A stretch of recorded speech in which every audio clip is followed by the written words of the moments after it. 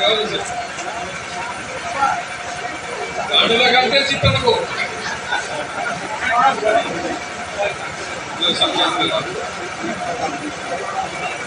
आदरणीय आप लोगों का कोटला में हार्दिक अभिनंदन है। आदरणीय कांग्रेस प्रत्याशी श्रीमती अनीता यादव जी, उनके साथ हमारे स्वागत आपका, आप सभी का।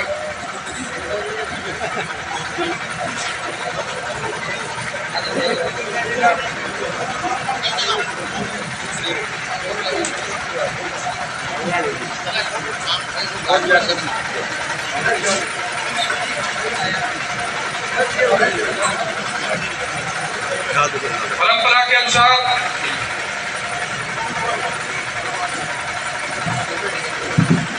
गांव में प्रधान यहाँ बैठी है, वो आए और शाल उड़ाकर अनीता जी का अभिनंदन कर दी।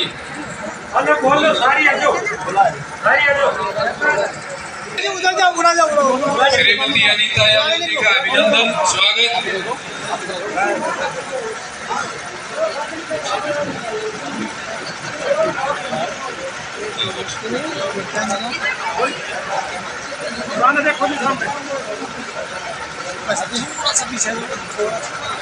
यहाँ से अच्छी है आपकी।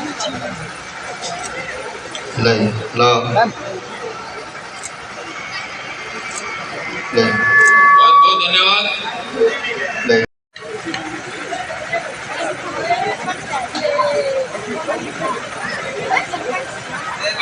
अब थोड़ा शांति से सुने, बहुत बढ़िया और तरीके से बातें आपको बताई जाएगी। आप लोग भी पिछलाने में देख लेंगे। साथियों, आज चुनावी माहौल है और चुनावी माहौल में बहुत सी बातें जो शुरू से लेके वर्तमान और भविष्य, इन सारी बातों को ध्यान में रख के चुनावी समीकरण पर निर्णय किया जाता है। आज आपके पास जो जो कैंडिडेट पधारे हैं, आ रहे हैं, आएंगे और कुछ उन सभी के बारे में निर्णय करने से पहले हम ये तय करें, निगाह में रख के आपने तय करना है कि हमारे सामने जो लोग प्रतिनिधि के रूप में बनने के लिए उम्मीदवार के रूप में आए हैं, उनमें कौन व्यक्ति क्या है। असल में तो मुकाबला एक अनीता कोई शायद या लंगर एकला ही पूरा जंगल में अकेली होगी, कोई और कैंडिडेट को ना क्यों पड़ रहा सो चक्कर में दिनेश बोलना कोई टक्कर में। फिर भी हम मान लेते हैं कि इनके कई आजू बाजू में एक दो उम्मीदवार हो सकते हैं, तो जब निगाह दौड़ाते हैं तो हमें केवल दो उम्मीदवार नजर आते हैं जो इस दौड़ में तीसरे चौथे नंबर के लिए, दूसरा तो खाली रहेगा भाई, तीसरे चौथे नंबर के लिए दौड़ रहे। अब इन तीनों की तुलना कर लीजिए आप, इन तीनों में आपने निर्णय करना है। मैं पहले तीसरे नंबर वाले की चर्चा कर देता हूं। महिला नेत्री है, आपका अभिनंदन है। गोंबा में सरपंच के द्वारा, आपका शाल के द्वारा अभिनंदन आए और सरपंच के द्वारा शाल स्वीकार करें। सरपंच मिंटू गोंगला।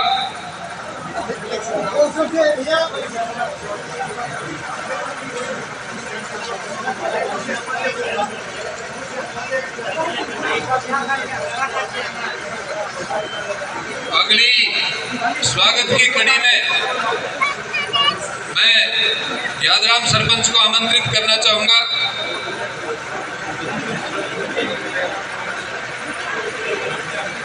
आए बाबू सत्यनारायण जी को पगड़ी पहना के सम्मानित करें। राम स्वरूप पंच आजा।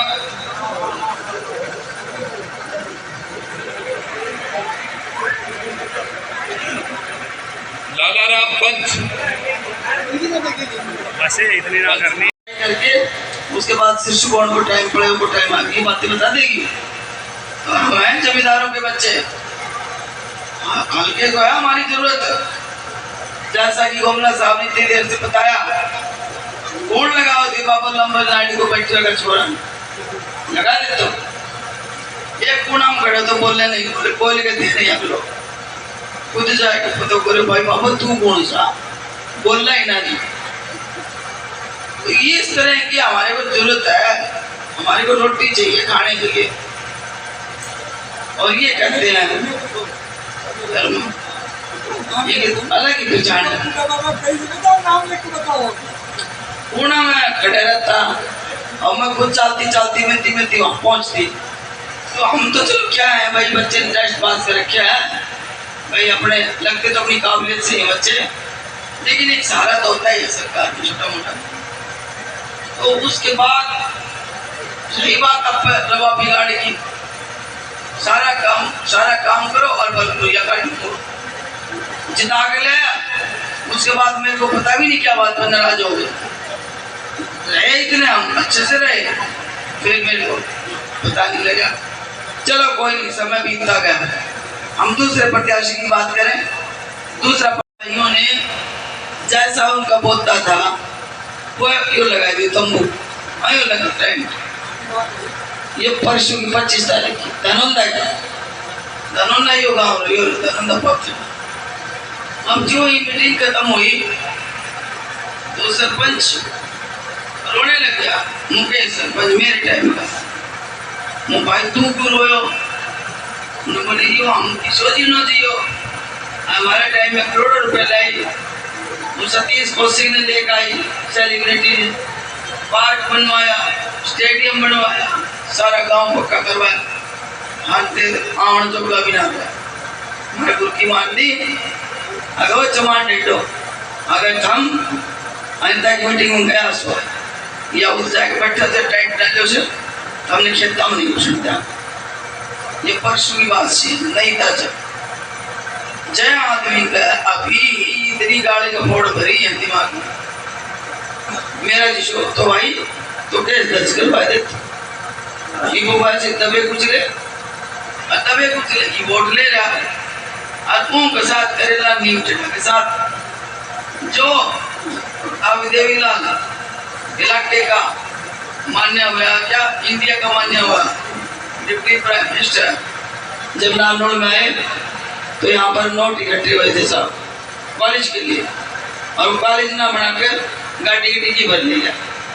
उस पार्टी के साथ समझौता है, देखा अपना दिशा नहीं ढूंढनी सी। ओ ये जो दोनों के दोनों जो बंदे हैं, एक ने नाम नहीं बताया ना, बोले ना हम तो गाँव तो बाहर चल। एक तो बोर्ड रहने वाले, वो ऐसे इशारा करने वाले चोटला साहब के बेटा, और ऊपर से एक ये रहने वाला हो गया, गाँव देख के बोला आप कहते ही विधायक बनेगा, ये कैसे बनेगा विधायक, और ये क्या करेगा, ये कहा का सारा लगा देगा, कौन सी गारंटी ला देगा, मिंटू भाई बावड़ा और ज्यादा टीनी रहनी जगह पता नहीं जैसे तैसे करके कराई होगी आपने कर देना। आपने भी विमल को हमारे पास भेज दिया शादी करके, और आपने भी शादी करके अपनी माई क्या बैठा ले। तो रणजीत जी के बारे हमने पूछ लियो, चाहे राजा की हो चाहे रंग की हो, चाहे महाराज जी जमींदार बाढ़ की हो, सास रजाना पड़ेगा। शादी करी है तो ससुराल भेजना, हो सकता है कोई छोटा मोटा हर किसी का मन मुटाव हो जाता है, तो पियर में कोई काम चल रहा है। देख सगर पंचायत ग्राम पंचायत गणों ही बड़ी पंचायत के मालिक से 50 पंचायत खड़ा करते हो गए, जिन घरवा दोगे ससुराल बताओ मैं नुगमा पंचायती फलानो